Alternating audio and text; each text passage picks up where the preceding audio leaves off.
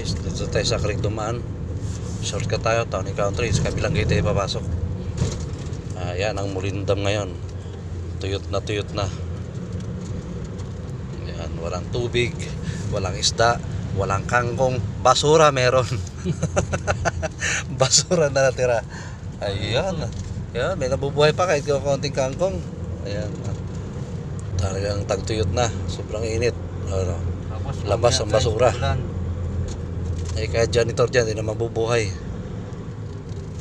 Talagang, ayun, pero meron pa. Ayun, oh, nagkakangkong pa rin, oh. Kahoy na. Oo, nangangahoy na lang sila kasi yung mga pagbigla ang ulan, napupulang tubig yan. Ayan, oh. Ayan, umaano yung mga dyan, mga kahoy-kahoy. Kaya panggatong na rin yan. Ayan. Ayan, kung matatandaan nyo yung mga vlog ko nung araw, nung mga content ko nung mga may tubig pa to.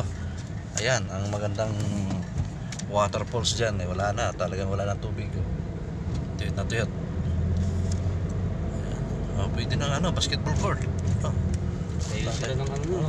Tayo wala ng ring dyan, ayos na.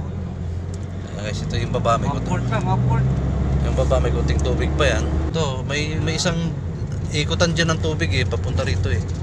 Kaya yan, pag nag-overflow dito ang bagsak sa daan, kaya nabaha dyan.